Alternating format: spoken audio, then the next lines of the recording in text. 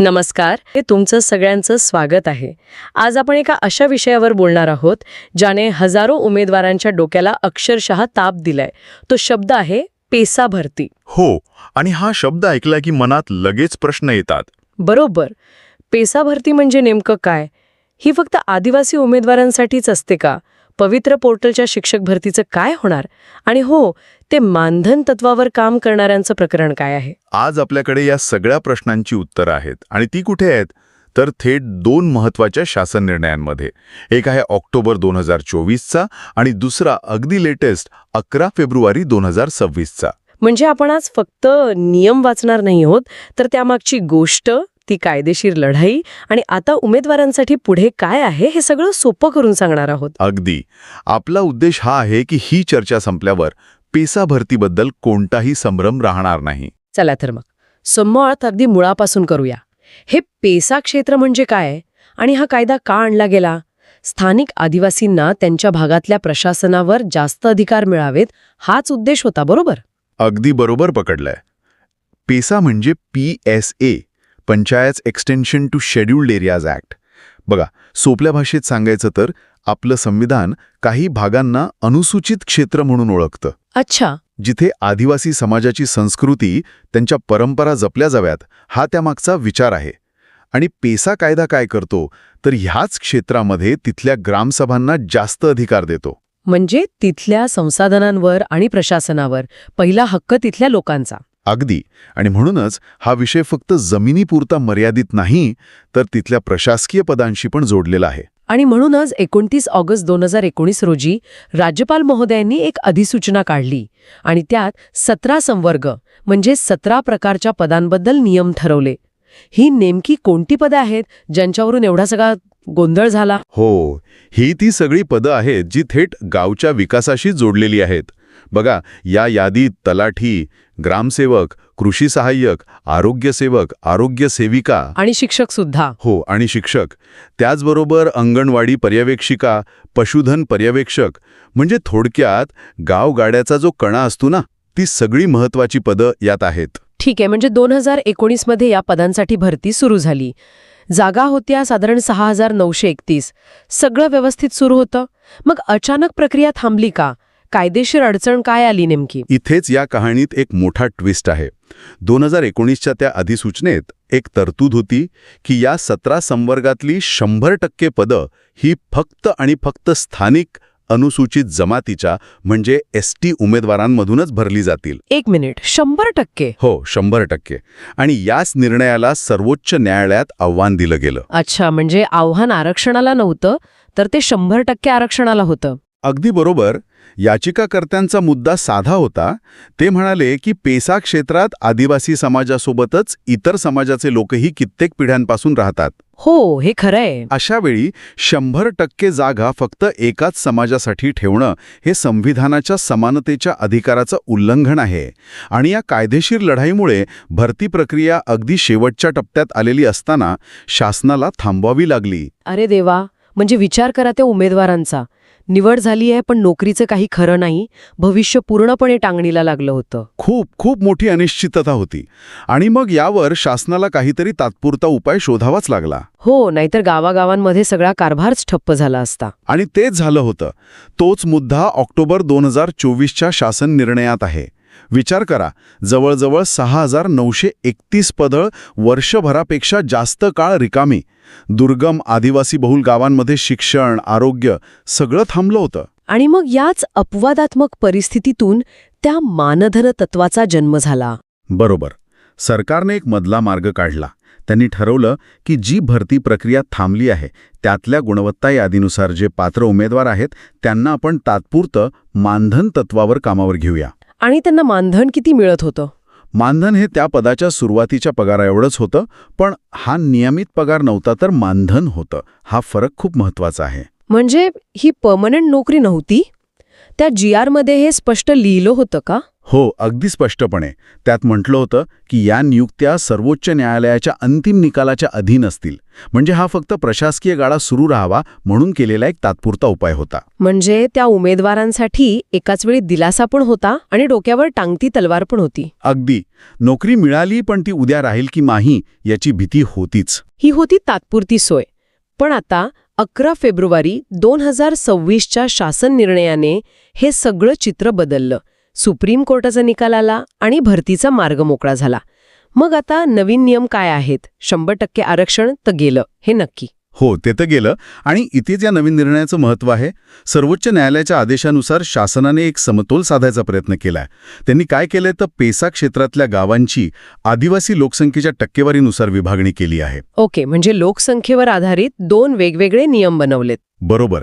आणि याच नियमांमध्ये इतर संवर्गातल्या लोकांना संधी आहे का, या आपल्या श्रोत्यांच्या मुख्य प्रश्नाचं उत्तर आहे. चला, तर मग हे सविस्तरपणे समजून घेऊया. नियम क्रमांक 1 काय आहे? तर नियम क्रमांक 1, ज्या गावांमध्ये आदिवासी लोकसंख्या 50% जास्त आहे किंवा 25 ते 50% मध्ये आहे, ठीक आहे. अशा गावांमध्ये एकूण रिक्त पदांपैकी 50% पदं ही अनुसूचित जमाती म्हणजे ST प्रवर्गासाठी राखीव असतील आणि उरलेली 50% पदं ही खुल्या म्हणजे ओपन प्रवर्गासाठी असतील. अच्छा, म्हणजे या गावांमध्ये खुल्या प्रवर्गातून इतर समाजाच्या उमेदवारांना आता संधी आहे. 50-50चा फॉर्म्युला आहे. हो, अगदी. आता नियम क्रमांक 2. हां, त्या गावांबद्दल असणार जिथे आदिवासी लोकसंख्या कमी आहे. बरोबर. जिथे आदिवासी लोकसंख्या 25% कमी आहे. इथे आरक्षणाचं गणित थोडं वेगळं आहे. कसं? इथे 25% पदं अनुसूचित जमाती STसाठी, ओके. पुढचे 25% पदं हे अनुसूचित जमाती सोडून इतर सर्व राखीव प्रवर्गांसाठी म्हणजे SC, VJ, NT, OBC, EWS या सगळ्यांसाठी. आणि उरलेले 50%? आणि उरलेले 50% पदं पुन्हा खुल्या प्रवर्गासाठी असतील. वाह, म्हणजे खूप विचारपूर्वक केलेलं वर्गीकरण दिसतंय. जिथे आदिवासी लोकसंख्या कमी आहे तिथे इतर राखीव प्रवर्गांनाही संधी दिली आहे. हो, हाच तो समतोल साधण्याचा प्रयत्न आहे. पण एक व्यावहारिक प्रश्न आहे. हे कागदावर खूप सोपं आणि न्याय्य वाटतंय, पण प्रत्येक गावासाठी लोकसंख्येनुसार वेगळं आरक्षण लावणं हे प्रशासनासाठी खूप किचकट नाही होणार का? नाही, हा प्रश्न अगदी योग्य आहे आणि हे एक आव्हान नक्कीच आहे. प्रत्येक गावाची लोकसंख्येची अचूक आकडेवारी घेणं, त्यानुसार आरक्षणाचे बिंदू ठरवणं आणि ते पारदर्शकपणे राबवणं, हे जिल्हा प्रशासनासाठी एक मोठं काम असणार आहे. हो, नक्कीच. यात चुका होऊ शकतात, पण कायद्याचं पालन करायचं असेल तर ही प्रक्रिया करावीच लागेल. यात कोतवाल आणि पोलीस पाटील पदांबद्दल एक छोटासा अपवाद पण आहे, बरोबर? हो, बरोबर. ज्या गावांमध्ये आदिवासी लोकसंख्या 25% कमी आहे तिथे कोतवाल आणि पोलीस पाटील या पदांची भरती या नवीन नियमांनुसार होणार नाही. मग त्यांच्यासाठी काय? त्यांच्यासाठी जे पूर्वीचे जिल्हास्तरीय आरक्षण नियम आहेत तेच लागू राहतील. ठीक आहे. तर आता येऊया सगळ्यात महत्त्वाच्या आणि सगळ्यांच्या जिव्हाळ्याच्या विषयाकडे, शिक्षक भरती. शिक्षक हे पद त्या 17 संवर्गांपैकी एक आहे. मग आता पवित्र पोर्टलद्वारे होणाऱ्या शिक्षक भरतीवर या नवीन नियमांचा थेट परिणाम होणार? नक्कीच होणार. शासन निर्णयात शिक्षक हे पद पेसा अंतर्गत अधिसूचित आहे असं स्पष्टपणे म्हटलं आहे. म्हणजे याचा सरळ अर्थ आहे की पेसा क्षेत्रातल्या शाळांमधली शिक्षक पदं याच नवीन आरक्षण सूत्रानुसार भरावी लागतील. भरतीची प्रक्रिया पवित्र पोर्टलमधून हो किंवा दुसऱ्या कुठल्याही माध्यमातून, पेसा क्षेत्रातल्या जागांसाठी फेब्रुवारी 2026चे हे नियम पाळणं बंधनकारक आहे. म्हणजे आता शिक्षक भरतीची जाहिरात येईल तेव्हा त्यात पेसा क्षेत्रातल्या जागांसाठी आपल्याला हे नवीन 50-50 किंवा 25-25-50चे नियम दिसतील. अगदी तसंच. उमेदवारांना आता अर्ज भरताना हे बघावं लागेल की ते कोणत्या गावासाठी अर्ज करत आहेत आणि तिथे आरक्षणाचं सूत्र नेमकं काय आहे. याचाच अर्थ आता खुल्या प्रवर्गातल्या आणि इतर मागासवर्गीय उमेदवारांनाही पेसा क्षेत्रात शिक्षक होण्याची संधी मिळणार आहे, जी आधी नव्हती. बरोबर, जी आधी अजिबात नव्हती. मग आता या नवीन भरती प्रक्रियेची सुरुवात कशी होणार? जे लोक मानधनावर काम करत होते त्यांचं काय? त्यांना काढणार का? नाही, शासन निर्णयानुसार त्याची एक स्पष्ट प्रक्रिया ठरवली आहे. सगळ्यात पहिलं प्राधान्य त्या उमेदवारांना दिलं जाईल ज्यांची निवड आधीच्या प्रक्रियेत झाली होती आणि जे सध्या मानधनावर काम करत आहेत. अच्छा, म्हणजे आधी त्यांचं समायोजन केलं जाईल. हो, त्यांना त्यांच्या गुणवत्तेनुसार आणि या नवीन आरक्षण नियमानुसार कायमस्वरूपी नियुक्ती दिली जाईल. आणि त्यानंतर उरलेल्या जागांसाठी नवीन जाहिरात निघेल. अगदी. ही प्रक्रिया पूर्ण झाल्यावर जी पदं रिकामी राहतील फक्त त्या पदांसाठीच नवीन भरती प्रक्रिया सुरू केली जाईल. त्यामुळे ज्या उमेदवारांनी इतकी वर्ष अनिश्चिततेत काढली त्यांना शेवटी न्याय मिळणार आहे. चला तर आजच्या या सविस्तर चर्चेचा आपण एक आढावा घेऊया. नक्कीच. पेसा भरती ही अनुसूचित क्षेत्रातल्या 17 विशिष्ट गाव पातळीवरच्या पदांसाठी आहे. आणि आता सर्वोच्च न्यायालयाच्या निर्णयानंतर यात 100% आरक्षणाऐवजी गावातल्या आदिवासी लोकसंख्येनुसार एक नवीन संतुलित आरक्षण सूत्र लागू झालं आहे. बरोबर.